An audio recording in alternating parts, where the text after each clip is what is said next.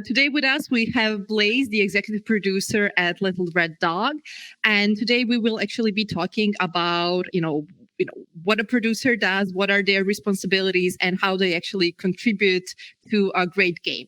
So Błażej is somebody who has more than 10 years of experience in game dev and has actually helped shipped some incredible titles. So we're really happy to have him here today and share his experience and share his insight on what it's like to be a producer.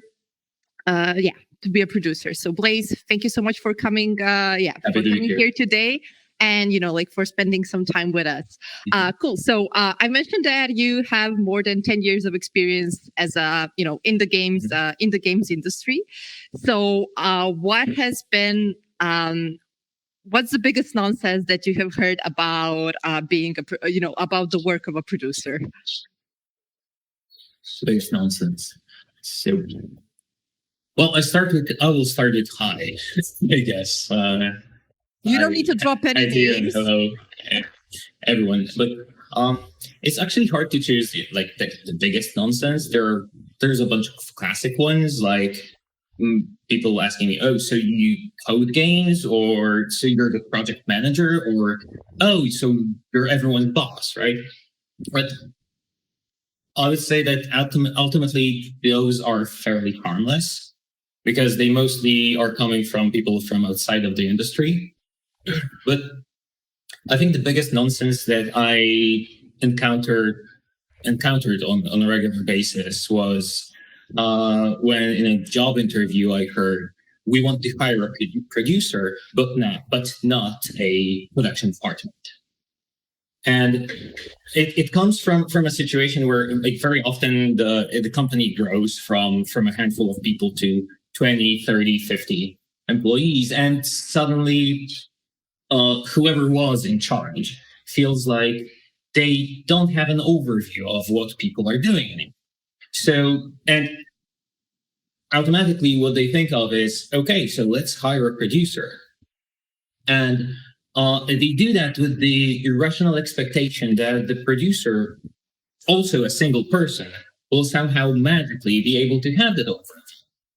And ideally, of course, while keeping the same pipelines or production style, because why change something that the person previously in charge is so familiar with? So I would say that this is one of the biggest myths about the work of a producer, especially in the small company that go mid-size, and how the producer will help them. Okay, so what would you say, at what stage of growth does a studio actually need to hire a producer? I don't think that there's a silver bullet there, right? It all really depends on the setup of the company. I wouldn't say I think it's more of a question of It is definitely more of a question of when the company needs a producer in terms of their setup, rather than their size. I don't actually feel that every team needs a producer. However, you might need a producer when someone who is supposed to focus on some other spends most of their time making sure that other people are doing their jobs. And I say might because it is entirely possible that improving the pipeline or task tracking system could also do the job in a smaller team. That distributing the producer's work between the leads can actually be a very healthy setup. So if you're doubting whether you need a producer or not, you should probably ask yourself, what do I need the producer to do? What do I need to have done? And then figure out whether you can do it with the skill set that you have in house, or do you need a specialized manager / producer to help you out with those. Yeah, and actually, can you share with us how did you become a game producer? Because you majored in HR, if I'm not wrong, then you worked like in marketing, and how did this transition to the games industry happen? So it was all rooted in extreme unhappiness.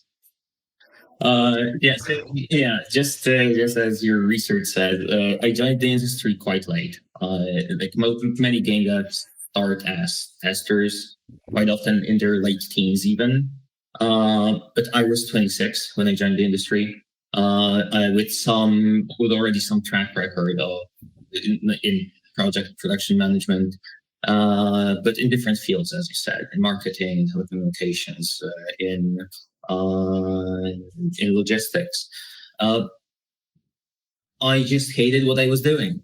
I felt that it was a job that's not helping anyone. I was responsible. The last job I had outside Gamedev was in value added services for B2C customers for a telecommunication company, and I was managing really bullshit services that nobody needed.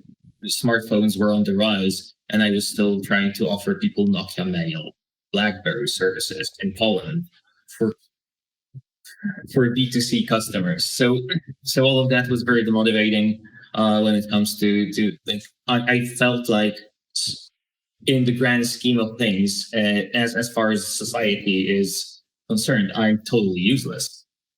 I'm making good money, but I'm completely useless. So I decided that I can go two ways. I always liked writing, and I've always played a lot of video games. And on one hand, writing was cool, but I don't really like starving as an artist. So I felt okay. Let's try to go into games, and I started applying to pretty much all the studios in Warsaw because that was in the dark ages before the remote work. And finally, after a bunch of rejections and quite embarrassing, job interviews, because back then there wasn't really that many resources regarding what the game industry looks like, or so that I was kind of inventing things as I went. But I finally got my foot in the door at CA Games. I took a severe pay cut back then, but I never looked back. Mm-hmm. Awesome. And like at CA Games, like as you said, you worked as a producer, and also you've nourished this artist, working as a narrative designer, if I'm not wrong. You balance the game design, the production, managing internal teams, external teams. But like, what was this turning point in your career? What was the like the email or the event that actually like made you think, okay, this is that actually like propelled you like in on the path that that brought you where you are now, that simply said, like, okay, this is what I want to do. I don't think there was like a single event that struck me or email or anything like that, but it closer to the end of production of my first game, Lords of the Fallen, I kind of simultaneously realized two things. They came from books, from friends, just from all over, and that was a combination of two things. First, that I should that every single person should actually work for experience, not for money. And that doesn't mean just do it for your portfolio. That's not what I'm saying. I'm saying when you are choosing what you're doing or what job you're taking, it's more about what kind of things you can learn on the job than how much money you will get for them. Because if you are just trading your time and your expertise for money, that's a simple trade. But if you're trading your time for money and for additional experience, that's a completely different thing. That's how you grow as a person, as a professional. And the second realization was that the industry is actually much more project driven than studio driven. And that means to me that I always strive to finish the game I'm currently working on. However, after that, I will always do maybe not a very active search, but I will kind of open myself up to new opportunities. Sometimes I will take them, sometimes I won't. But if such an opportunity to learn more comes along, I think everyone should very seriously consider it, because joining a variety of companies in a variety of roles and working on various games and in a variety of genres can give you a wealth of experience that you would never get otherwise if you stuck to the same company that keeps doing things, evolving, of course, but still doing things with the same people and working on the same genre of games because that's what you're specializing in. So, if you just don't get that, if I didn't get that, then I was where I would be. I could have been, an art producer in a single company for the last 10 years and be the only non-art person that's been with that art department with that in that kind of time. So yeah, I think that was it. Walk us through your responsibilities as a producer, or maybe the most general areas that that a producer can actually help your team, help your game, help the studio overall. Look, it varies wildly across the industry, across the teams I've been working with. I've been doing a lot of stuff over the years, from actually running to get people Red Bulls because they were crunching, and that was a big part of my job at that time, to right now at Little Red Dog, for example. As a producer, I'm also in charge of design, which sounds weird and quite uncommon, but it is actually what I'm doing right now. So the expectations from that the company places on the producer are very individual, depending on what the company needs. Sometimes when you get hired as a producer, you get to actually put together your own pipelines, your own management style into work. Sometimes the expectation is that you are going to be more of an extension of the board or whatever boss you get. And instead of having the flexibility to make your own calls are kind of narrowed down into certain expectations. Theoretically, in general, the producer is supposed to be the glue of the company, the one that makes sure that everything stays on track, and that people don't have communication issues, that the departments are actually talking to each other, that everything is properly planned and estimated. However, in many cases or in many stages of the project, these things are either it's sometimes hard to estimate when you're very, very early prototyping stage. So that job just gets taken off your plate. But if you're trying to manage documentation, so it's probably the hardest question in the world when you ask a producer. I've been in interviews when someone wants to okay, so let's start with something simple. What do you do as a producer? And I went for 30 minutes. What do I say? That's an existential question. Yeah, that's pretty much. Yeah, what am I doing here? What have I been doing for the last 10 years? What is it that actually makes a good game producer, a successful game producer? What are these traits, skills, qualification, knowledge that one must have, nourish, nurture, obtain in order to be in order to be good in their line of work? So I'm a little bit weird in that, right?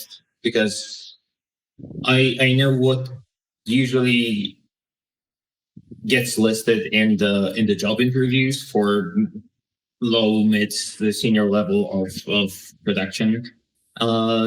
It usually focuses on helping to grow team, helping run daily Scrum, and all of the technical things. But whenever I'm and like, please don't take my advice here as gospel, because this is just how I view things. And I believe that like, if you were in an interview with me, this would get you far. But if you were in an interview with other producers at other companies, you would maybe just be asked for a lot more hard skills stuff. But whenever I'm recruiting a producer, I'm mostly looking for two things. First is being a natural organizer.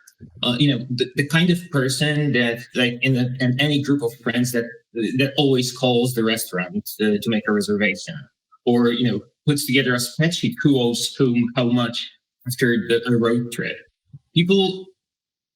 I find people generally lazy, and they just look for this kind of self-driven individuals to do those jobs for them. And on the other side, those individuals actually believe that if they don't organize it, nobody will, which is not far from the truth, right? But that is, in my opinion, a very important quality I want to see in a producer. I don't want if I see that someone had a bunch of extracurricular activities that revolved around organizing something, like helping in conventions, volunteering to organize stuff. That means that those people are active, and that they are actively looking for the outlet of their kind of let's say kink of organizing stuff, right? And sometimes, and I'm obviously not limiting myself to whatever is in CV, but I want to see that in the interview. I'm asking targeted questions to see if that person actually has this kind of mindset, because I feel that this kind of productivity is going to get them far in being a producer. The other quality I'm looking for is genuine and in-depth love for games. Because I always ask for favorite games, favorite genres, reasons for them being their favorite. And what I'm really looking for is people who will show me that they can dissect those games, that they analyze them on a level deeper than and this is an actual answer that I've gotten more than once. My favorite game is Counter-Strike. It's Counter-Strike because I've been playing it with my friends for the last 10 years. And what I get from that answer is you're not seeking out new games. You're just playing what you're comfortable with. It's possible that you don't have a wide variety of references that you can use in your work. And I think that this love and understanding of games is actually what makes a difference between a manager and a game producer. I am a manager. I could probably manage anything, but I'm managing production of video games because that's what I love. That's what I feel I'm good at. That's something I understand. And in order to manage something very efficiently, you need to understand it, and on a deeper level than just the consumer level or a reviewer level. You have to actually understand how that thing is made. And of course, the hard skills like administering Jira or running stand-ups or like other various production methodologies, they come with time. And a producer won't stay long in their field without learning them.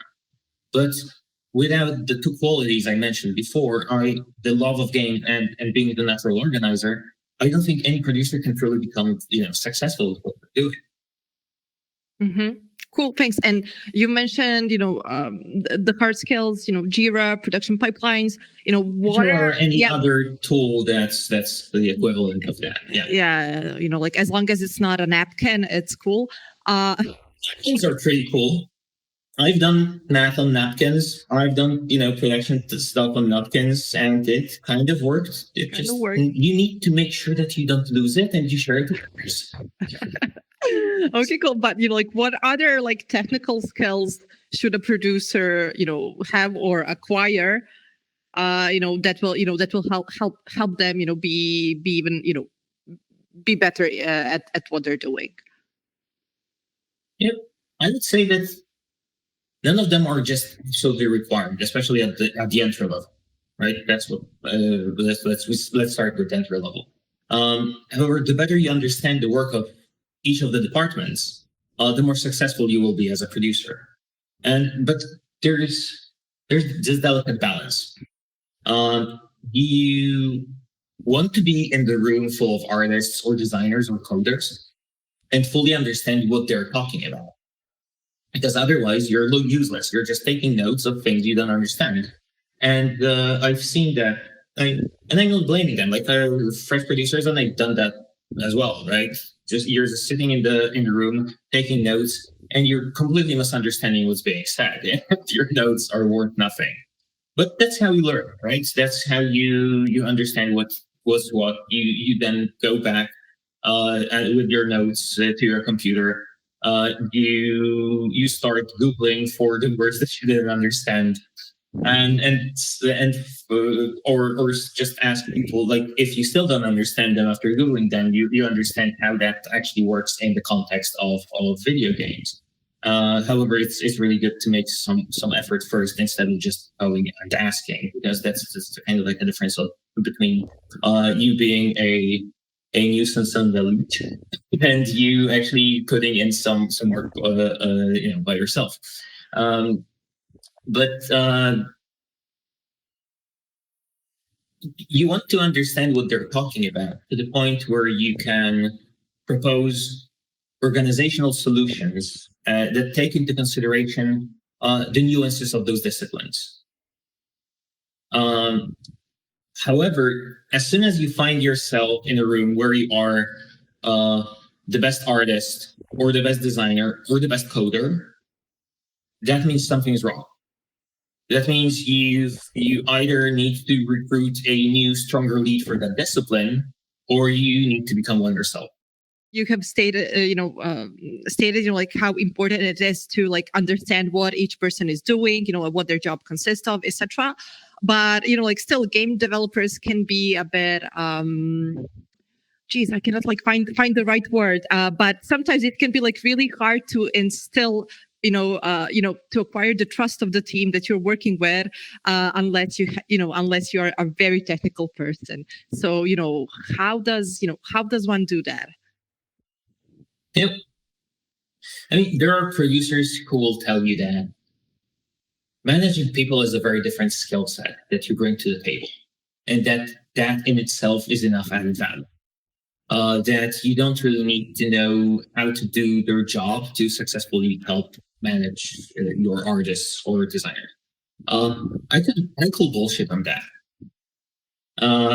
Yes, you never want to, as I mentioned, you never want to be as skilled as they are in their disciplines, and they are spending their share of time a day on that every day while you don't.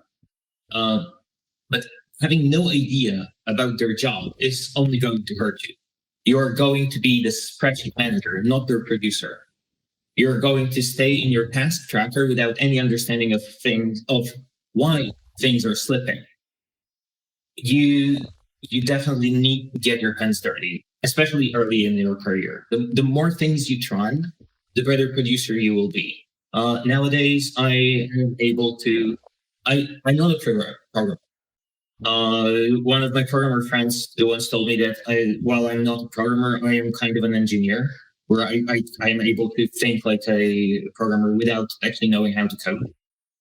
This came with time, right? And nowadays I'm able to sit in a meeting with a programmer and help them find solutions to a design problem that we were having. In order and be productive in that conversation, to not ask questions like, hey, what can we do to make it faster? Like, this is not productive. But if you understand what things are involved in what's happening and what the problem is, then you can actively start searching for solutions. And if you understand what their expertise is, what their limitations are, that helps you have a healthy dialogue instead of just you coming across as someone with the expectations and them being pushed into the role of the only sane person in the room. What advice would you actually give, to your younger self? What would you say to a 26-year-old Blaze just starting out in the game industry? I would tell myself to make a game by myself. Like, dude, make a game by yourself, and as early as possible. I did that after a few years in game development. In game, I'm actually still learning it, but I think I could have started doing it earlier. And do it as early as possible. And I know you have no idea how, and you can just figure it out. There's an infinite amount of wisdom you can get from experiencing all those things first. You might hear how much your coders hate debugging code, but you'll never know the pain until you spend 3 days looking for something that should work and having no idea how to fix it, only to discover, the answer was ridiculously simple.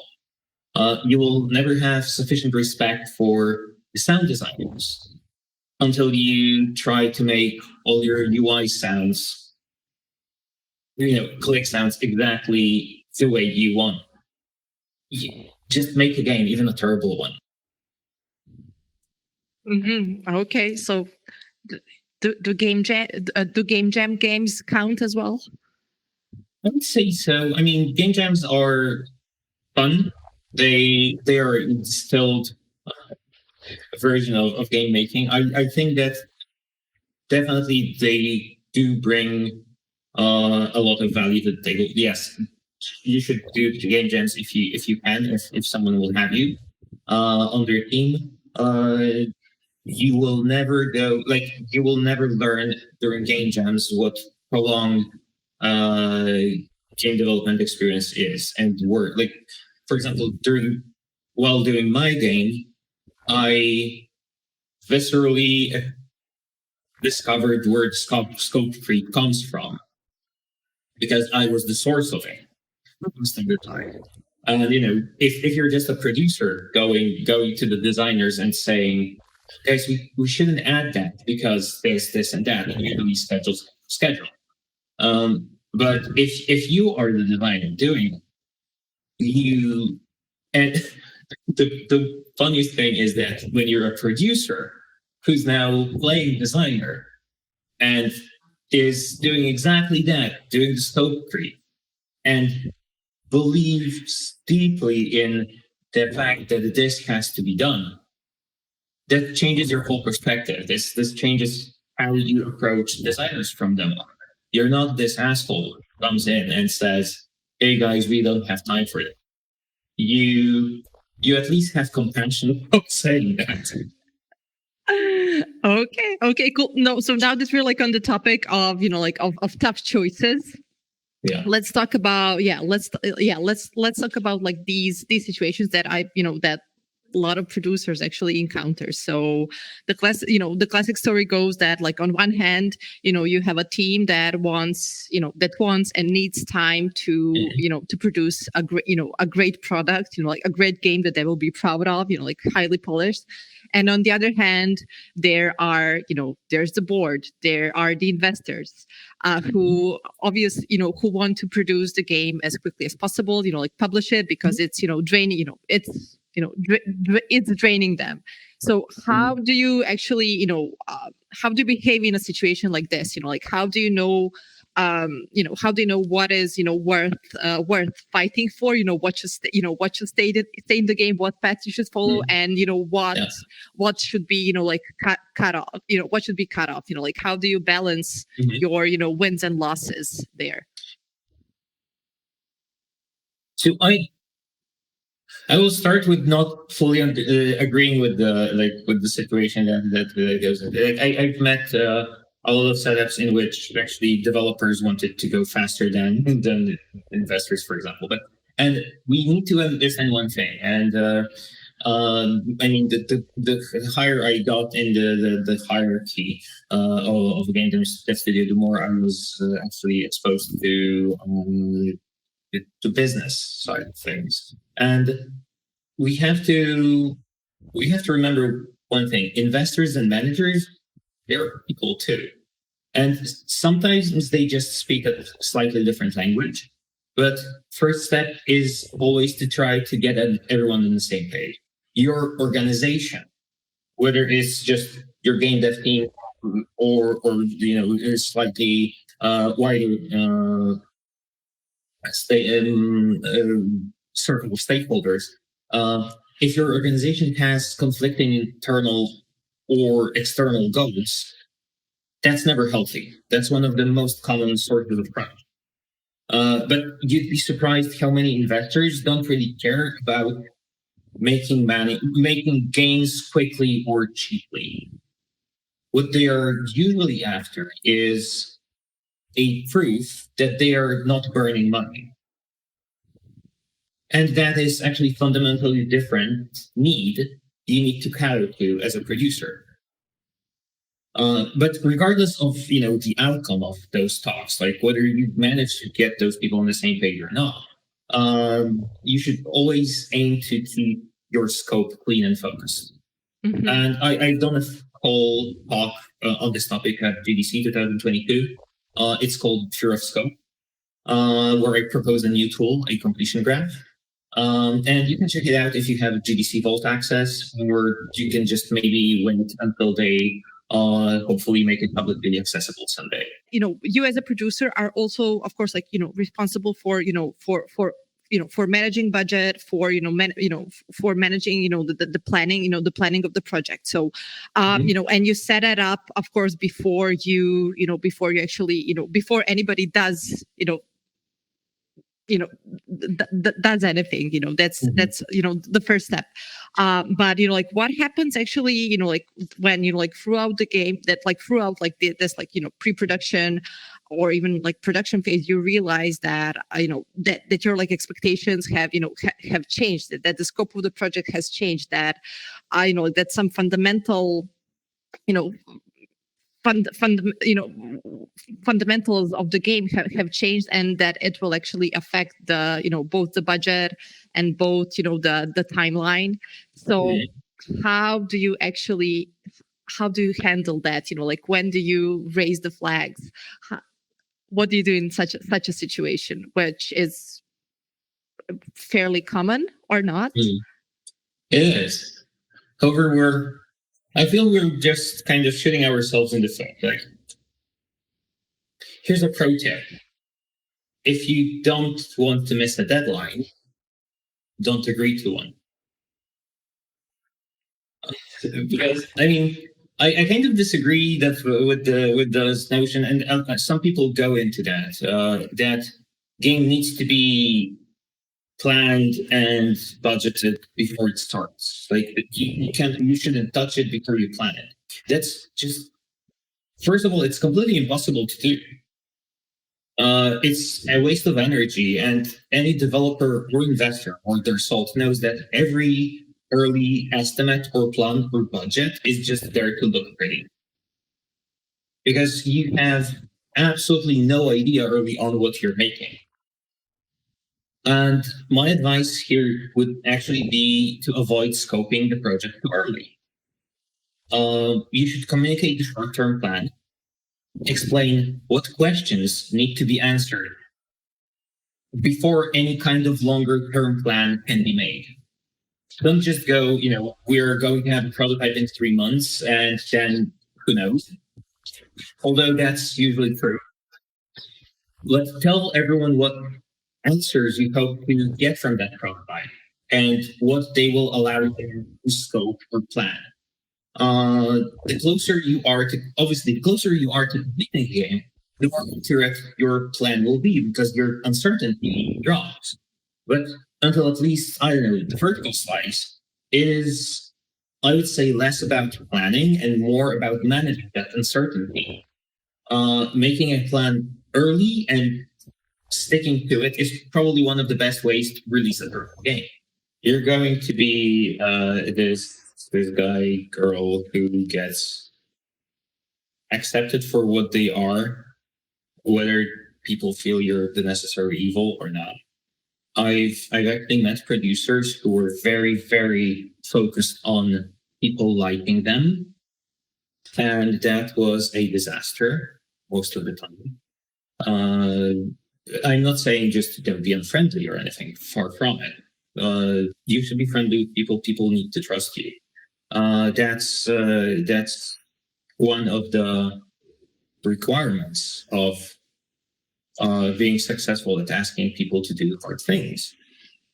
If they don't trust that you know what you're doing, they will feel like slaves. But if you have built a rapport with them, if you've shown them that you're not just their manager, that you're sitting there with them in the trenches, and you're actually the hardest working one there, that changes the perspective, right? You might not be the one drawing this stuff. You might not be the one coding that stuff, but you're always working to make their lives easier in some way. And if even that fails, and you have to ask people to do overtime in some instances. However, I'm right now at Little Red Dog. We have a very strong anti-crunch policy.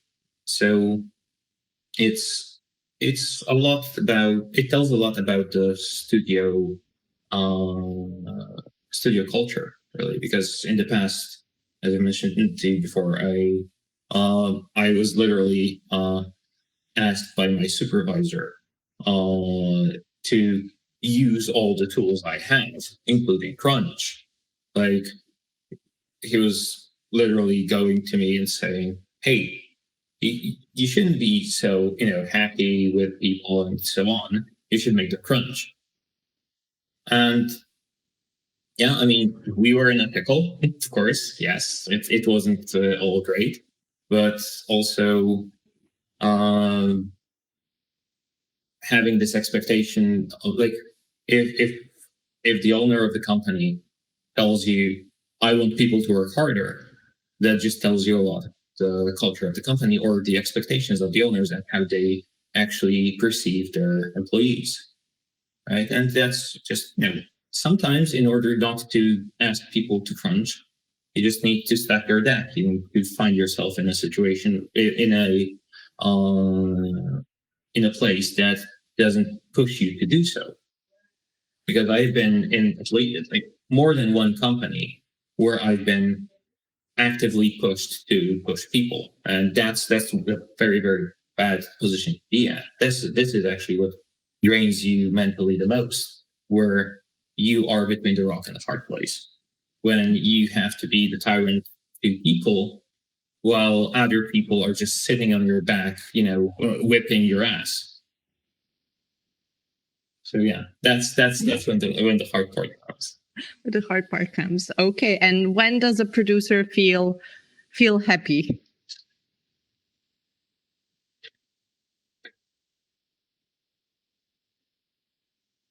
There's this scene in the movie Hail Caesar, in which a movie producer, and they're very different people than game producers, but a movie producer goes through a corridor and people approach him from left and right, asking to sign something, to make a quick decision, and so on.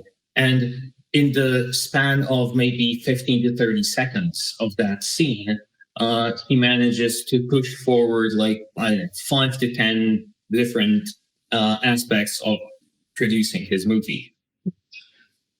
These are the good times. Like when you feel that people are engaged, that people are coming to you not with just questions but solutions.